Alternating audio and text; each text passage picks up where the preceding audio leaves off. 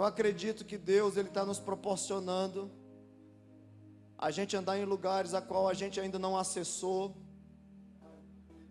coisas que só em Cristo nós podemos entrar, irmãos. Então, nós precisamos nos mover por fé, porque sem fé é impossível agradar a... Então você precisa entrar neste lugar, amém? Futuramente nós vamos conversar mais um pouquinho sobre isso, mas hoje, sem perca de tempo, nosso tempo está corrido, então nós temos que concluir o culto, um horário mais ou menos até 19h30, amém? Então nós vamos ter muito tempo para a palavra aí, glória a Deus. É por isso que a gente começou mais cedo, que a gente não poderia deixar de ouvir o profeta, é ou não é, irmão? Então eu quero chamar aqui o pastor Alexandre, vem para cá. Aleluia. Pastor Alexandre vai apresentar a comitiva que veio com ele, esses homens de Deus, amém? Mas é uma alegria, vamos recebê-lo com alegria, gente. Aleluia. Estenda sua mão para cá, vamos orar por ele. Pastor Alexandre é um amigo, amém? Um homem de Deus, uma pessoa que chegou no nosso coração e ficou, irmãos. Você também está no meu coração, velho. Vamos orar por ele. Pai, no teu nome, nós pedimos a cobertura do teu sangue sobre a vida do teu filho. Pedimos que o Senhor venha falar conosco, Senhor. Nós queremos ouvir a tua voz, Senhor, que seja descortinado sobre este lugar, Senhor. Ó Deus, e que o Senhor venha trazer a palavra rema aos nossos corações. É o que te pedimos, em nome de Jesus. Amém e amém.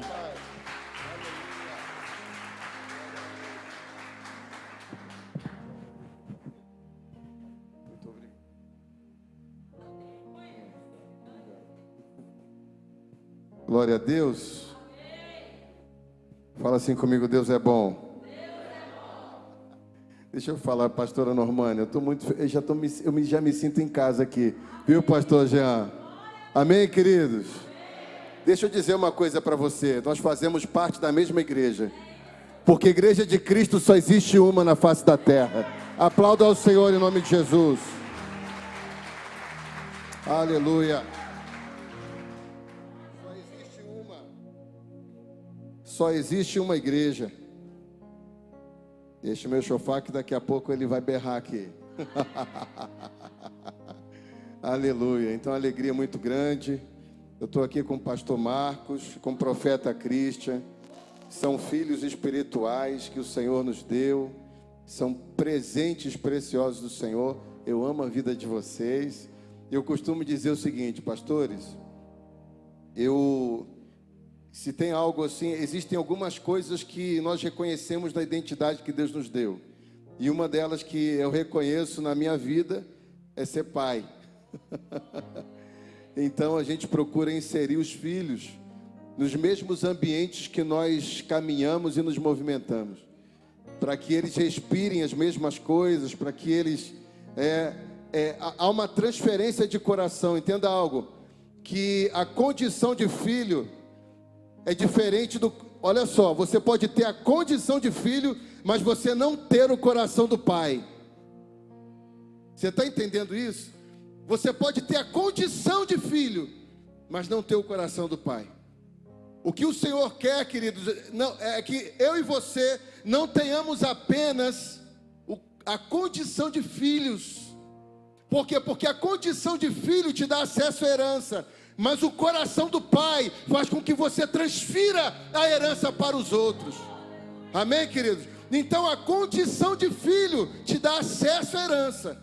Mas o coração do pai, ele te dá acessos que você não tem.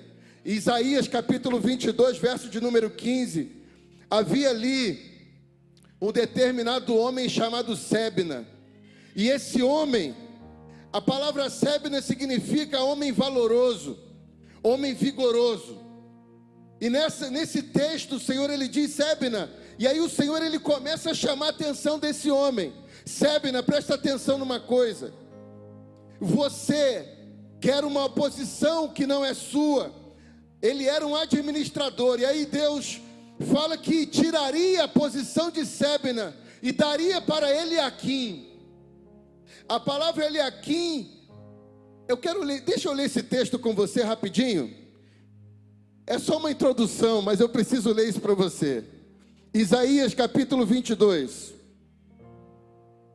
Isaías capítulo 22, verso 15. Olha só o que ele diz. Assim diz o Senhor dos exércitos. Obrigado, querido. Muito obrigado. Vá falar com esse administrador, com Sebna. Sebna era o quê? Só os vivos. Sebna era o quê? Administrador. Amém, queridos? Quem está comigo aqui, diga amém. Glória a Deus. Então ele diz o seguinte: olha, vai falar com esse administrador, Sebna, o responsável pelo palácio, e pergunte-lhe: o que você está fazendo aqui? Ou que parente você tem aqui, para que você abra aqui uma sepultura para você, lavrando num lugar elevado. E aqui o Senhor chama a atenção desse homem, porque ele estava querendo ocupar uma posição. Entenda algo: Deus te dá posição quando Ele te dá primeiro um coração. Deus não vai te dar posição sem antes trocar o seu coração. Posso ouvir um amém, queridos? E aí eu quero que você leia comigo aqui. Aí ele fala no verso de número 17: eis que como homem forte o Senhor vai te jogar para longe desse lugar. Ele o pegará com firmeza, o fará rolar como uma bola, lançando uma terra espaçosa. Ali Sebna morrerá, e ali acabarão os carros da sua glória, porque você é uma vergonha. Olha só o que ele fala para esse homem: eu vou removê-lo do seu ofício, e você será derrubado da sua posição. Veja bem, a palavra fala que Sebna, o nome Sebna significa um homem valoroso, um homem vigoroso. Um homem que ele aparentemente era alguém inquestionável. Ele era um administrador. Só que ele não tinha um coração para uma determinada posição que ele queria. E aí olha o que Deus fala. Verso de número 20. Naquele dia, que dia? Nesse dia em que Sebna fosse retirado do seu lugar. Porque ele estava interessado na posição. Ei, não se preocupe com a posição, busque apenas o coração do Pai. Aplauda ao Senhor. Não se preocupe com posição. Deus só dá posição para quem tem coração. No reino de Deus é assim. Aí fora você vai ver várias pessoas ocupando uma posição que não tem o coração, mas no reino de Deus não funciona dessa forma. Quando você vê, por exemplo, Paulo algemado e Agripa sentado no trono, Agripa tinha a posição, mas quem tinha autoridade era Paulo. Entenda algo: a posição é um lugar que você ocupa quando Deus te restaura a autoridade. Meu Deus, você está entendendo essa palavra? Quem está entendendo comigo aqui, diga amém. Deus, Ele quer te dar sim, mas primeiro Ele vai restaurar o coração. E quando Ele restaura o nosso coração, Ele restaura a autoridade. Porque a autoridade é algo que acontece de dentro para fora. A autoridade não é algo que é de fora para dentro. Paulo estava algemado numa cadeira, ali na frente do rei Agripa. Agripa estava no trono, Paulo estava algemado e em pé, melhor dizendo, e Agripa estava sentado no trono. Só que Paulo tinha uma autoridade que Agripa não tinha. Entenda algo: você pode hoje não estar na posição que talvez você gostaria de estar, mas se você permitir o Espírito do Senhor trabalhar no seu interior, ei, o Senhor vai te dar uma autoridade que logo depois Ele te insere em novas posições. Aplauda o Senhor em nome de Jesus. Aleluia! E olha só o que acontece. Verso 20: naquele dia chamarei o meu servo Eliaquim. A palavra Eliaquim significa o meu Deus se levanta. Presta atenção nesse texto. O meu Deus se levanta. eu o vestirei com a sua túnica. E aqui ele começa a falar, pastores, para Sebna. Sebna, presta atenção, você é um administrador, você queria um lugar, que você queria uma posição, mas você não tinha o coração. Porém eu, o Senhor, olha só o que o Senhor diz: eu darei a sua posição para Eliaquim.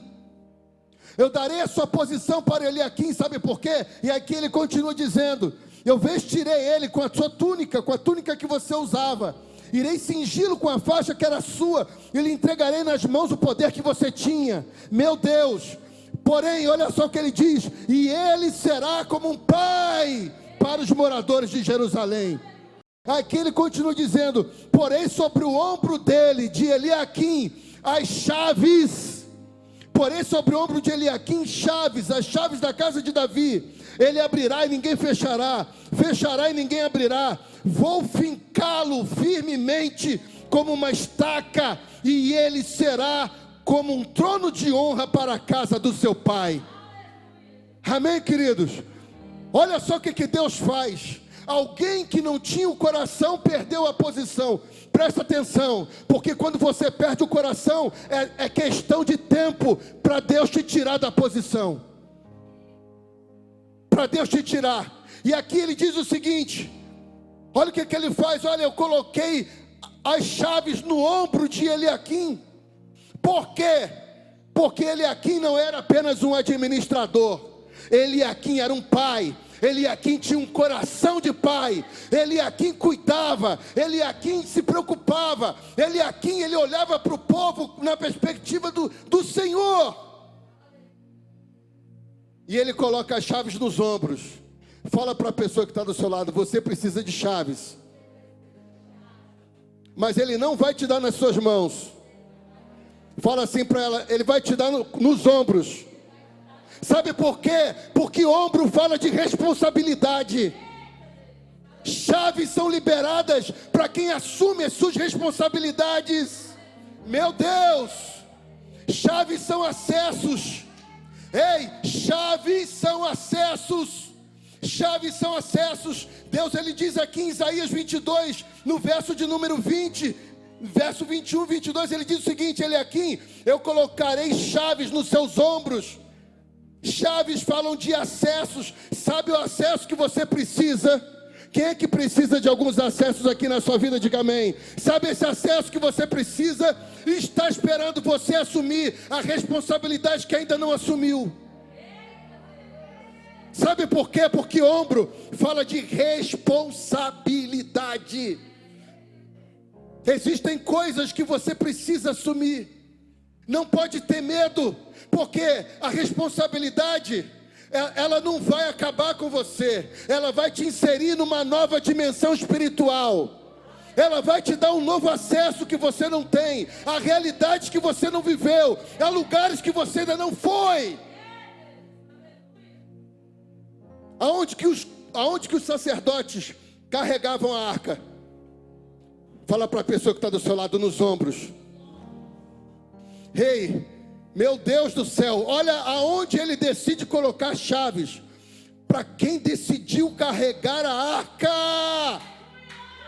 Meu Deus, quem decidiu carregar a arca recebe as chaves.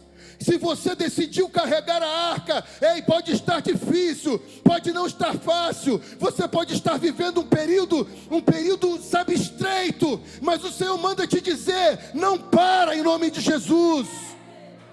Não pare em nome de Jesus. Quando a palavra de Deus fala em Mateus capítulo 16 que as portas do inferno não prevalecerão sobre a igreja, entenda algo: quem está voltando para a terra não é Satanás, quem está voltando é Jesus. Quem está avançando é a igreja. É o inferno que tenta te parar, e não o contrário. As portas do inferno não prevalecerão. Sabe o que eu vejo? Eu vejo a igreja tentando avançar, a igreja avançando, a igreja avançando, a igreja avançando, a igreja avançando. Meu Deus! Por isso ele fala lá no livro de Marcos, na epístola paulina aos Romanos, na realidade, ele diz o seguinte em Romanos 8: Por amor de ti somos entregues à morte todo dia. Falarmos isso, querido, somente da boca para fora é fácil. Agora, quando está um período de pandemia, e que você tem alguém que você precisa ir lá dar um abraço, você precisa ir lá orar por aquela pessoa, você precisa ir fazer diferença na vida de alguém.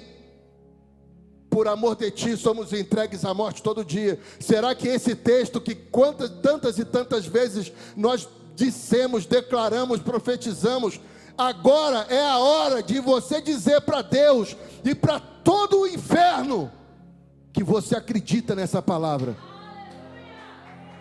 Aplauda ao Senhor em nome de Jesus. Meu Deus, a igreja triunfante, a igreja que é militante, querido, a igreja que milita, a igreja que avança, a igreja que não para diante das adversidades, mas que se fortalece com elas. Um novo nível de fé está disponível para nós nesse tempo. Um novo nível de fé, um novo nível de revelação, um novo nível de renúncia. Para cada novo nível de revelação exige um novo nível de renúncia. Posso ouvir um amém? Para cada novo nível de revelação, porque você só pode chegar no lugar que você enxerga, lugar que você está vendo. Por isso Ele quer te mostrar coisas que talvez Ele não mostrou para suas amigas, coisas que talvez Ele não mostrou para os seus filhos. Amém, queridos? Nós precisamos entender esse tempo. É um tempo em que Deus está depositando chaves nos ombros de quem decidiu pela paternidade do Senhor, de quem decidiu exercer essa paternidade. Porque é interessante, por que o filho muitas vezes ele vai muito mais longe do que o pai? Porque quando o pai assume a responsabilidade, ele recebe a chave nos ombros e entrega para o filho. Aí o seu filho, ele pode acessar lugares que ele precisou descobrir ainda as chaves. Sim ou não, queridos? Ele pode acessar lugares que antes não acessava. O filho, ele já começa às vezes o S0, quem é que lembra da física aí? O S0 já é um nível muito mais alto do que nós pais. Os filhos já começam mais adiante. Sim ou não, queridos? Por quê? Porque quando você recebe as chaves, é porque Deus está te dando vitória sobre alguns gigantes. Deus está te dando vitória.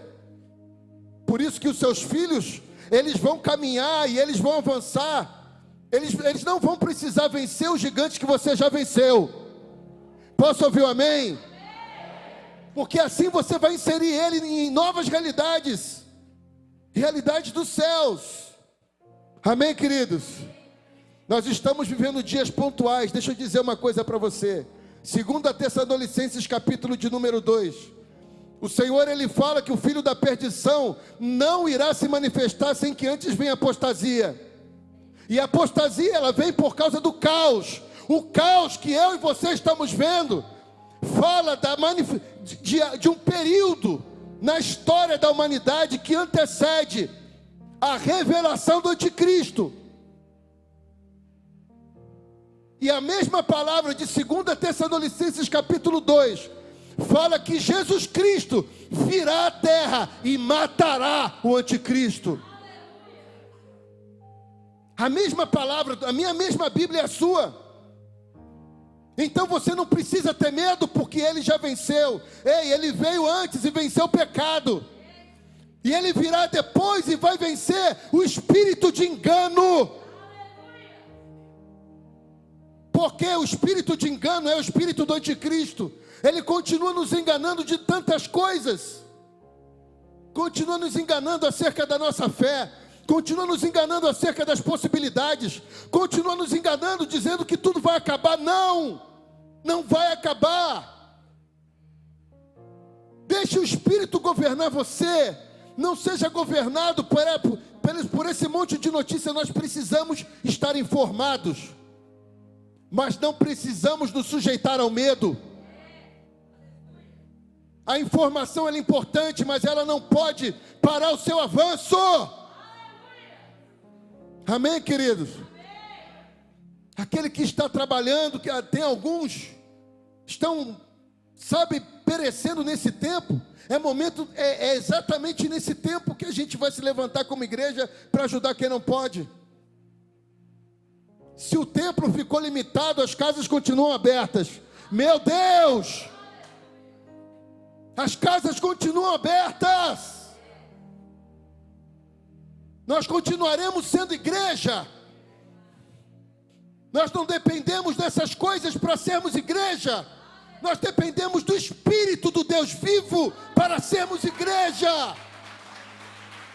Aleluia! Em nome de Jesus, você vai receber uma injeção do alto, de ânimo para não parar, para continuar avançando em nome de Jesus. Amém, queridos? Quem está comigo aqui, diga amém. Dê um glória a Deus aí em nome de Jesus. Nós somos casa e as casas estão abertas. Só que eu quero te dizer algo. Deus hoje, de forma muito pontual, falou comigo num texto que eu quero ler contigo. Marcos capítulo 11. Marcos capítulo 11.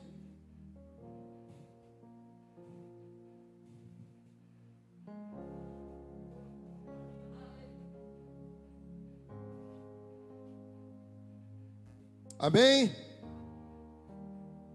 Marcos capítulo de número 11. Olha o que o verso de número 15. E foram para Jerusalém. Quando Jesus entrou no templo, o que está escrito aí na sua Bíblia? Jesus entrou aonde? No templo. Começou a expulsar os que ali vendiam e compravam. Derrubou as mesas dos cambistas e as cadeiras que vendiam pombas, e não permitia que alguém atravessasse o templo carregando algum objeto. Também ensinava e dizia: não é isso que está escrito: a minha casa será chamada casa de oração para todas as nações, mas vocês fizeram dela um covil de ladrões ou de salteadores. Deixa eu falar uma coisa para você. Nós estamos acostumados a usar a Bíblia como janela e não como espelho, mas eu quero dizer algo para você em nome de Jesus. O Evangelho não é uma janela, o Evangelho é um espelho. Posso ouvir um amém? Amém. Então, quando ele fala sobre isso, quando Jesus entrou no templo, o que a Bíblia diz no livro de Hebreus? Que o Novo Testamento, a nova aliança, um testamento só passa a ter valor depois da morte do seu testador. Sim ou não? Sim ou não? Quem é que já leu esse texto aqui? Amém, querido? Você que conhece a Bíblia Sagrada. Ou seja, aqui Jesus já tinha morrido? Não. Esse texto de Marcos, apesar de ser um evangelho, estava no tempo da velha aliança. Por quê? Porque o testador, que é Cristo, não tinha morrido. Quem é que compreende comigo aqui, diga amém. Então deixa eu te dizer, a visão que se tinha até aqui, talvez fosse uma visão pela janela, mas a partir da morte e crucificação de Cristo, a Escritura passou a ser não apenas uma janela. Fala assim comigo, mas um espelho. O que eu quero dizer com isso? Que na perspectiva, na visão, no olhar do novo pacto, do Novo Testamento, quem é o templo do Espírito Santo? Nós. Fala assim comigo, eu sou. Isso, com fé, eu sou templo do Espírito Santo. Fala assim comigo, Jesus decidiu habitar aqui. E aí ele continua dizendo o seguinte, aí ele começa a expulsar os cambistas. E ele continua dizendo que a minha casa, em 1 Pedro capítulo 2, verso 5, ele fala que nós somos pedras vivas e somos edificados casa espiritual. Quem é casa espiritual? Fala assim, sou eu, Jesus. Fala assim comigo, eu sou o templo e eu sou casa. Quem está entendendo essa palavra, diga amém. E aí, sabe o que ele continua dizendo? Olha só, será chamada casa de oração para todas as nações. Então deixa eu te dizer algo, o que Deus falou no meu coração, e eu preciso impartir isso com você. Muitas vezes nós usamos esse texto aqui para criticar a igreja A, igreja B, igreja C, igreja D, sim ou não? Eu não estou dizendo que A, B ou C ou D está certo ou errado, não estou falando isso. Eu estou falando da nossa capacidade de olhar para fora e não olhar para dentro. Eu estou falando da nossa capacidade de criticar os outros e esquecermos que quando Jesus Cristo decidiu entrar nesse templo que se chama você, Ele começa a expulsar os cambistas de dentro de você.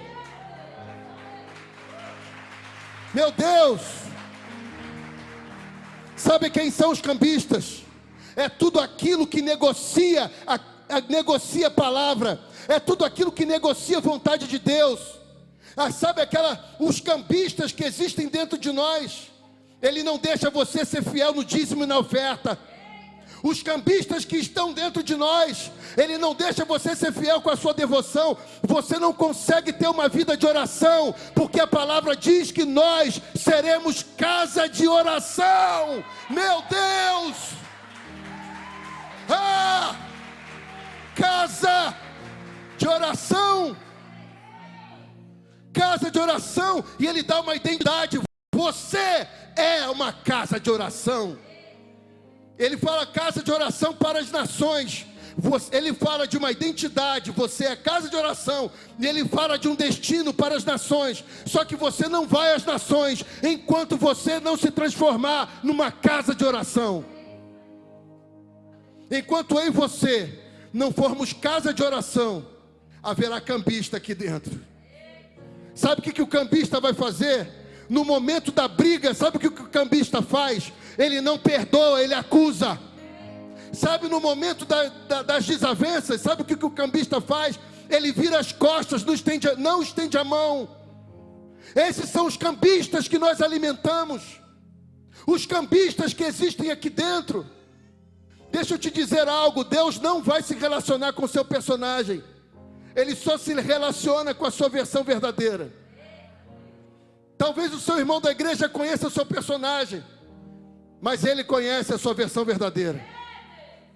Ele conhece a sua versão verdadeira. E muitas das vezes nós queremos mostrar a nossa melhor versão do lado de fora de casa, quando na realidade a nossa melhor versão deveria ser dentro de casa. Nós precisamos expulsar esses cambistas, queridos. Porque se eu e você dizemos que eu sou cristão, cristão é um imitador de Cristo. Se eu sou imitador de Cristo, e se Cristo quando entra no templo, Ele expulsa os cambistas, eu preciso fazer a mesma coisa, sabendo que o Espírito Santo entrou aqui, e eu vou dizer, medo, você não tem mais lugar no meu coração. Insegurança, você não tem mais lugar no meu coração.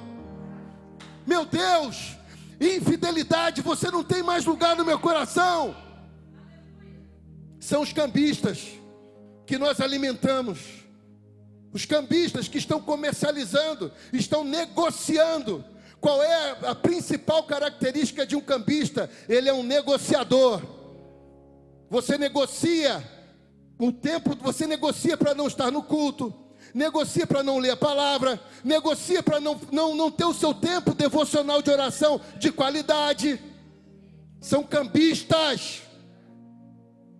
Cambistas que estão atrapalhando você de entrar na sua identidade original, para que você acesse o propósito. Você só vai viver a intensidade de um propósito quando você voltar à originalidade da sua identidade. Aplauda o Senhor em nome de Jesus. Aleluia. E ser restaurado na minha identidade significa colocar para fora os cambistas, todos aqueles que não têm a ver com a identidade que Deus te deu. Sabe, o medo, a murmuração, o criticismo, viver criticando, isso é um cambista. Agora o eu verdadeiro que Deus criou para você, você passa a ser resposta daquela crítica. Seja você a resposta daquilo que você não gosta. Eu vou falar isso de novo para você. Seja você a resposta daquilo que você não gosta. É isso que Deus está fazendo. Está nos alinhando de dentro para fora. Porque você, quando é alinhado por dentro, você rompe por fora. Ele quer que você rompa os seus limites, que você vença, que você avance. Amém? Glória a Deus. Quem está comigo aqui, diga amém. Essa palavra é uma palavra de amor de um Pai chamado Senhor para nós. Chamado Senhor. E aí eu vou te dizer, quem é o templo que Jesus Cristo decidiu entrar? Fala assim comigo, sou eu. Quem é a casa que Ele decidiu edificar? Fala assim comigo, sou eu. Você sabe por que muitas das vezes, há pouco tempo, a igreja aqui passou por reforma? Não é verdade? Teve uma ampliação, teve uma reforma. Por que a reforma demora? Muitas vezes, fala assim comigo, porque falta material. E por que falta material? Porque falta recurso, sim ou não? Deixa eu te dizer, sabe por que a reforma na nossa casa aqui às vezes demora? Porque eu não estou disposto a entregar todo o material que eu tenho. Eu não estou entregando todo o material.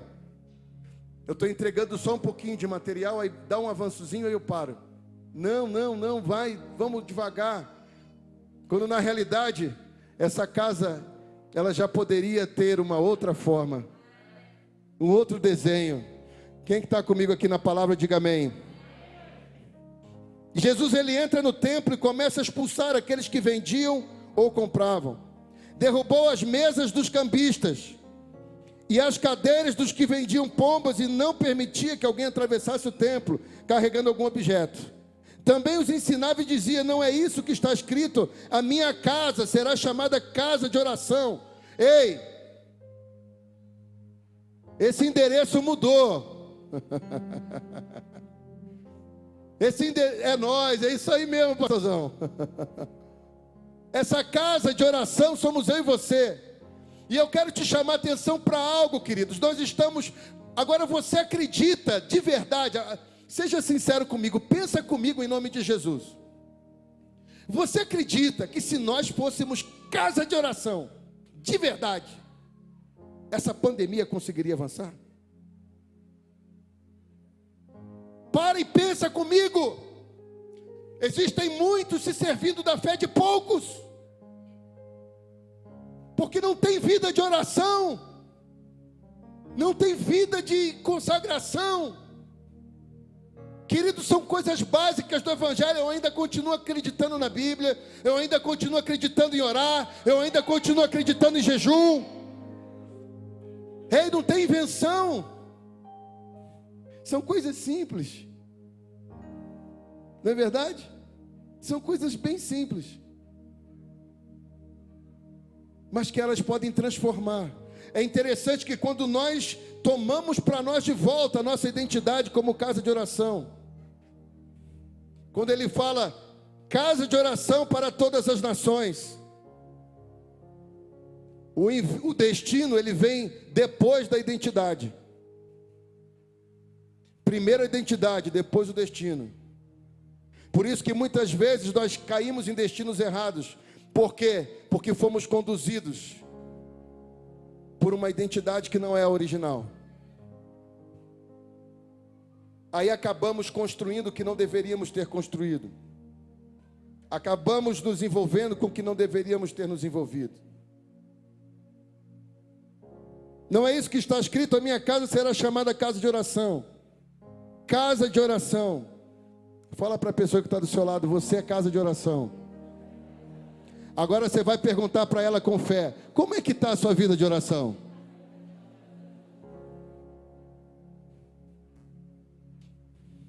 Como é que está a nossa vida de oração, queridos? Será que eu estou me alimentando mais da televisão e da internet do que do Senhor? Será que eu estou me alimentando mais dessas coisas do que... Eu sou capaz de ficar não sei quanto tempo na frente da internet, mas eu sou incapaz de entrar no meu quarto e fechar minha porta e ficar com Ele. Em nome de Jesus você vai decolar, em nome de Jesus. Eu profetizo isso, que você vai decolar. Eu profetizo que essa igreja ela vai decolar voos altos, em nome de Jesus. Amém, queridos? Porque você vai permitir se tornar de volta a casa de oração. Porque quando você for casa de oração, não haverá mais lugar para cambista. Meu Deus. Você está entendendo essa palavra? Eu estou chocado até agora. Deus me falou isso de manhã, cara. Oh, Jesus. Quem é que decide mandar embora todos os cambistas que estão roubando a sua identidade? Eles são cambistas, são ladrões de identidade. E detalhe, eles tentam te convencer de que eles são você, de que isso faz parte da sua natureza, e não faz parte da sua natureza. Isso não faz parte de você. Isso é uma palavra de alinhamento, queridos. Posso ouvir um amém? Amém. Deus precisa nos alinhar por dentro para nos fazer romper por fora. Não tem como a gente avançar novos territórios se nós não restaurarmos a identidade original. Deus quer vocês em novos territórios. Em novos territórios. Eu creio nisso piamente, pastores. Em novos territórios. Mas precisa ser casa de oração. E não se preocupe não, quando você decidir ser casa de oração, a primeira coisa que vai aparecer é a oposição para você não orar. A segunda coisa que vai começar a acontecer, você vai começar a ser perseguido como você não era antes. Mas a terceira coisa que vai acontecer, você vai começar a viver um nível de glória que você nunca viveu na sua vida. Aplauda Ele em nome de Jesus.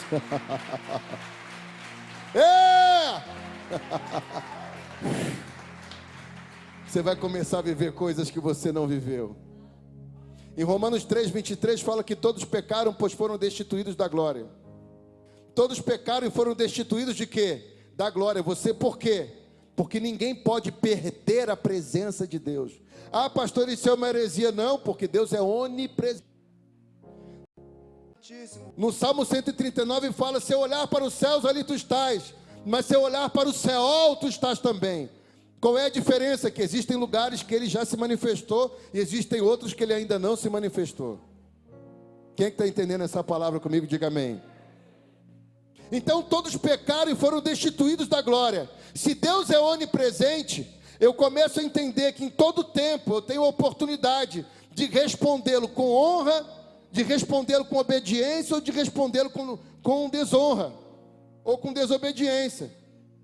Por isso que quando eu respondo a Deus com desonra, com desobediência, ou seja, com pecado, Ele me destitui da glória. Mas quando eu respondo aos céus com honra e com obediência, Ele devolve a glória que um dia Ele estabeleceu sobre mim. Quem está entendendo essa palavra, queridos? Cada um de nós carrega uma porção da glória de Deus. Você crê nisso?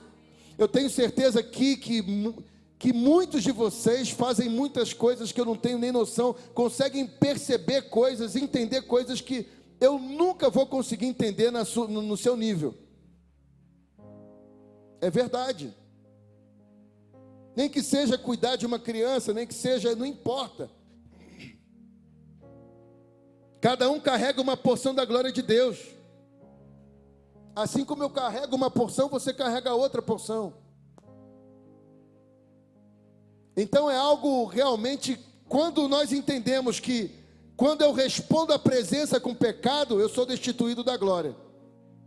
Porque se Deus é onipresente, a minha resposta, o meu dia a dia, é uma resposta para o céu. Porque o céu não ouve perguntas, o céu só ouve respostas. Você quer ver um exemplo disso? Vinde a mim, vós que estáis cansados e sobrecarregados. Qual é? Ele pede por perguntar ou ele pede por responder? Responde. Como é que eu preciso responder para ser aliviado? Indo a Ele. Sim ou não? Chegai-vos a Deus e Ele se chegará a vós. A minha resposta tem que vir antes da resposta dEle. Existem situações que não mudam, porque as minhas respostas não mudaram ainda. Quando a minha resposta muda, o céu também responde de forma diferente. O céu responde de forma diferente. Meu Deus, existem realidades, Senhor. Se essas realidades ainda não mudaram, transforma meu coração. Transforma meu interior, Pai. Essa é a nossa oração. Para que nós consigamos dar respostas que hoje nós não conseguimos.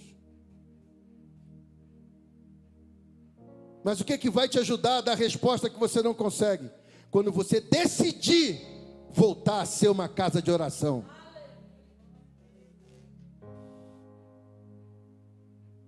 Quando decidirmos voltar a ser casa de oração, todos os cambistas vão embora. Todos os cambistas, ladrões da sua alma, impostores, que tentam te mostrar uma coisa que você não é, tentam fazer você acreditar em verdades que não são verdades. São impostores, são cambistas, são negociadores, negociam o tempo inteiro. Deus manda uma coisa, aí tem aquele cambista lá dentro que vai pedir: será que eu faço ou não faço? É um cambista, quer negociar. Aí Deus te pede algo. Deus te pede algo. Meu Deus, se você não abrir mão daquilo que Deus está te pedindo, você não vai conseguir alcançar aquilo que Ele está te dando. Eu vou falar isso de novo para você. Se você não abre mão daquilo que Deus está te pedindo, você não consegue receber aquilo que Ele está te dando. Quem que entendeu essa palavra? Existem coisas que estão prontas para você acessar. Prontas. Para que eu e você possamos acessar. Mas você precisa abrir mão desse cambista que tem aí dentro.